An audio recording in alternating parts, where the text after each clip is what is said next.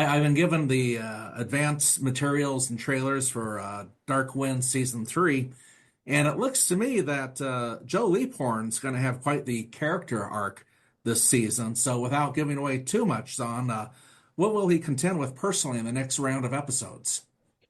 Season three is basically a continuation, exploration of the tragedy that befell the Leaphorn family from the previous seasons with their son, the ramification of their son's death, and what consequences come to Joe Leaphorn for his actions he did last season, how it affects his mental state, and how it affects his marriage with his wife, Emma. This season, Joe's, he struggles with guilt. He struggles, with that moral gray area he's kind of found himself in. Questions his decisions he's made, his moral compass. He's questioning that and what choices, how they may have cost him. It just puts him into a lot of fear and anxiety this season. But, I think the growth part of Leaphorn is more about self-understanding, healing, and reconciling some of his traumatic past that you will see this season again, and how those choices he's made, how they've affected his loved ones around him. Dark Winds looks on the surface to be a crime drama, but there's also a lot of supernatural and mystical elements at work, including visions, witchcraft, and premonitions. How does the creative team work to make this feel authentic and not something out of plastic shaman or crystal dreamcatcher territory? Well, authenticity, of course, is our number one concern in making Dark Winds. We've utilized cultural consultants from the Navajo Nation. It's Jennifer and Manny Wheeler, amazing consultants to make sure that everything from ceremonies and language to props to wardrobe are true to Navajo customs. As many of the people behind this series are indigenous, we wanted to make sure we were showcasing tribal cultural aspects with respect, honor, authenticity. We hope that we've accomplished that. It's very difficult to skate around and navigate through, portraying some of the cultural elements of a tribe on a TV show, and we have to stay away from a lot of it. So it's very difficult for us to kind of recontextualize those things onto a TV show from the cultures. So it's very important for us to make sure that we have the right people in place, uh, our cultural consultants to help us navigate through that. We have them in the writing room. We are on the set every day. Everything goes through our cultural consultants. It leads nicely into my next question, Zahn. Between the 1930s through the early 70s, most depictions of Native Americans were largely one-dimensional. We were either grunting savages or the all-knowing saints of the forest. Is it rewarding for you to be in a time where so many talented Native and Indigenous people are involved with productions like Dark Winds, both on set and behind the camera? Very much so. Representation is extremely important, and I'm very fortunate to be in a time where we are seeing more representation in media, TV, and film. Humanize and normalize, right? I mean, for decades and decades of television, we've only seen these stereotypes and tropes, and we're trying to chip away at them that Native people have been dealing with for a long time. We have more of a voice now. We're telling our own stories, even though that the Hillerman books were written by Tony Hillerman, who was a white guy. We try to recontextualize these stories from a Native perspective. Native kids are finally seeing themselves in film and TV in a positive, non-stereotypical way. It's important. It's critical for our cultures to be seen its reflection authentically, portrayed for the first time in TV and film. Non-native people are seeing a different aspect of our cultures for the first time. They're responding to it. Our voices and stories are resonating with them. That's a beautiful thing. And telling these stories opens the door for people to see us in a different way. It opens doors for native talent to come in front of the camera and behind the camera. Opening that door is important to me. You famously played other law enforcement characters. Thinking more recently, tribal police officer Big on the series Reservation Dogs. Two similar roles, yet very different vibes. How do you get into character for Joe Leaphorn versus Big?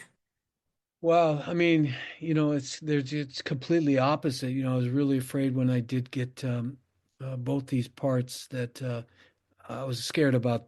They're both cops on the reservation, and but they're so different. Getting into Big was different because he had a different kind of accent, and I tried to use that accent, and I tried to embody people like my uncles that I grew up around up in Browning, Montana, and kind of use their characteristics in Big. Joe Leaphorn is a little bit more closer to who I am as a person, a little bit more, brooding, and I'm kind of a brooding kind of guy. They're just completely opposite, but they're still me. You know what I mean? They're still me, and I have to embody my characteristics as on into these characters.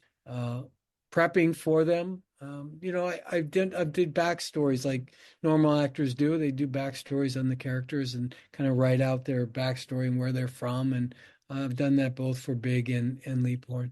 Both great characters, and very fortunate to be able to do those characters and work with wonderful people like Sterling Harjo. Never found yourself on set of either production accidentally lapsing into Joe Leaphorn Big. or lapsing into Big, right? No, it's they're pretty far apart. Do you think Big and Joe Leaphorn would get along if they ever had a team up to fight crime? I think Joe would go sit him Big in the corner somewhere. Go do the paperwork. Um, one thing I'm really impressed by too is that I think you and I are of similar age. We were probably both born in the late 60s, I'm guessing. Yeah. Um, one thing I'm impressed by, we talk about the performances and the writing and the cultural authenticity. I'm just amazed by Dark Winds' production standard because everything on the set, from the dark ceramic brown coffee mugs you have in your sheriff's office to the vehicles to just the fashion. I mean, I really do feel like I'm stepping back into my childhood. And so I wonder if that is as an immersive experience for you, or if you feel differently because you probably see the magic being done, the sausage being made.